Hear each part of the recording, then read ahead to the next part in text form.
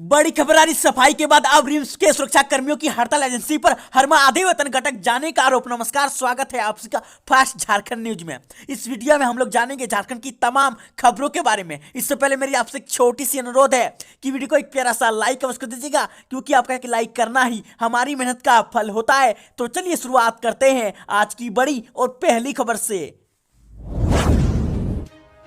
बड़ी खबर आ रही, बर्फीली हवाओं ने बिगाड़ा मौसम का मिजाज, बढ़ी कनकनी कोहरे की आगोश में कई शहर। आपको बता दें कि झारखंड में सर्दी बढ़ रही है। पलामू में शीतलहर और कनकनी का सबसे ज्यादा असर है। मंगलवार को यहां अधिकतम तापमान सामान्य से काफी नीचे आ गया है। राज्य के अंदर यहां अधिकतम और न्यूनतम तापमान सबसे कम रहा। पूर्व अनुमान है कि आने वाले दिनों के दौरान भी यही स्थिति बनी रहेगी। 5 जनवरी के बाद राज्य में सर्दी और बढ़ सकती है। तब बादल छटेंगे और तापमान गिर सकता है। रांची में अभी ठंडी बढ़ सकती है। मौसम वैज्ञानिक अभिषेक आनंद ने युक्त जानकारी दी है, कहा कि मकर संक्रांति के बाद ही कुछ राहत मिल सकती है। वहीं झारखंड में कुहासे और उत्तर से आ रही बर्फीली हवा के कारण कनकनी काफी बढ़ गई है। यहां का अधिकतम तापमान पिछले 48 घंटों के दौरान 9 डिग्री नीचे गिर गया है।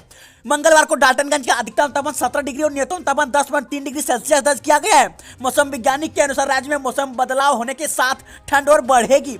5 के बाद बादल छटने के साथ कनकनी और बढ़ेगी। मौसम विभाग के अनुसार बादल छाने के कारण अधिकतम तापमान सामान्य से नीचे चला गया है। राज्य के ऊपरी वातावरण से सर्द हवाओं का आना जारी है। पूर्व और दक्षिण से हवा आने के कारण बादल छाए हुए हैं। डाल्टनगंज में सबसे कम तापमान 10.3 डिग्री रहा। राजधानी रांची और दक्षिणी भागों पर मकर संक्रांति तक कुहासा का प्रभाव हो सकता है। बड़ी खबर, बिहार झारखंड की इन कमजोर सीटों पर ताकत झोंकेगी बीजेपी। जेपी नड्डा ने किया 2024 चुनाव का शंखनाद। आपको बता दें कि भारतीय जनता पार्टी ने लोकसभा चुनाव 2024 की तैयारी का आगाज कर लिया है। बीजेपी के राष्ट्रीय अध्यक्ष जेपी नड्डा ने मंगलवार को बिहार के वैशाली में आयोजित लोकसभा सम्मेलन से इसकी शुरुआत की है। वहीं पूर्व राष्ट्रीय अध्यक्ष तथा गृह मंत्री अमित शाह 7 जनवरी को एक दिवसीय दौर पर झारखंड के चाईबासा पहुंच रहे हैं।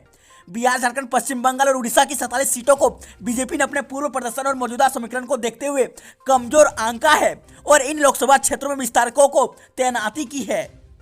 साथ ही साथ मिशन 2024 के तहत देश को 2 हिस्सों में बांटकर बीजेपी ने अपनी कमजोर प्रदर्शन या हार वाली कुल 160 सीटों को चिन्हित किया है। बीजेपी के लिहाजे से कमजोर प्रदर्शन वाले लोकसभा क्षेत्रों में बिहार, झारखंड समेत देश के पूर्वी राज्यों तथा हिंदी पट्टी की कुल 90 सीटें हैं। वहीं दक्षिण व मध्य भारत की 27 सीटें हैं। दिसंबर के तीसरे हफ्ते में कुल 19 राज्यों की तकरीबन 90 सीटों पर फतह के लिए राष्ट्रीय महामंत्री BL संतोष की मौजूदा में पटना में बैठक हुई। उसके बाद साल के अंत में हैदराबाद में इस श्रेणी की 70 सीटें को लेकर बीजेपी ने रणनीति बनाई। बड़ी खबर है, झारखंड में 8 जनवरी तक बंद रहेंगे 5वीं तक के स्कूल। कड़ाके की ठंड के चलते फैसला लिया गया है। आपको बता दें कि बीते कई दिनों से उत्तर पूर्व भारत में कड़ाके की ठंड और शीतलहर के चलते कड़ाके की ठंड बढ़ गई है। ऐसे में 8 जनवरी तक 5वीं तक के स्कूलों को बंद रखने का फैसला लिया गया है। यह जानकारी राज्य शिक्षा मंत्री के कार्यालय की ओर से दी गई है।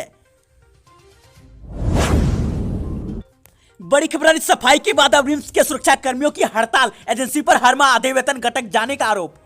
आपको बता दें कि यह आदेश आने के बाद कि सरकारी संस्थानों या कार्यालय में होमगार्ड के जवानों को ही तैनात किया जाएगा। अब अस्पताल प्रबंधन ने निजी सुरक्षा कर्मियों को हटाने का शुरू कर दिया है। इनकी जगह अब होमगार्ड की तैनाती की जा रही है। रिम्स के निजी सुरक्षा कर्मियों को हटाकर होमगार्ड के जवानों को तैनात करने की खबर के बाद सभी निजी सुरक्षा कर्मी बुधवार को काम छोड़ हड़ताल पर चले गए हैं। हड़ताल करते सभी सुरक्षा कर्मी अधीक्षक कार्यालय के बाहर सुबह से ही जमा होटल और नारेबाजी शुरू कर दी है। सुरक्षा कर्मियों का कहना था कि उन्हें अगर नौकरी से हटा दिया गया तो वे घर कैसे चलाएंगे। वहीं दूसरी ओर प्रबंधन का कहना है कि सभी सुरक्षा कर्मी आउटसोर्स किए हुए हैं। इन्हें रखने वाले एजेंसी को हटाया जा रहा है। इसके लिए इनकी नौकरी के लिए एजेंसी ही जिम्मेदार है। सुरक्षा कर्मियों को एजेंसी से वार्ता करनी चाहिए, आगे उनके लिए क्या विकल्प रखते हैं।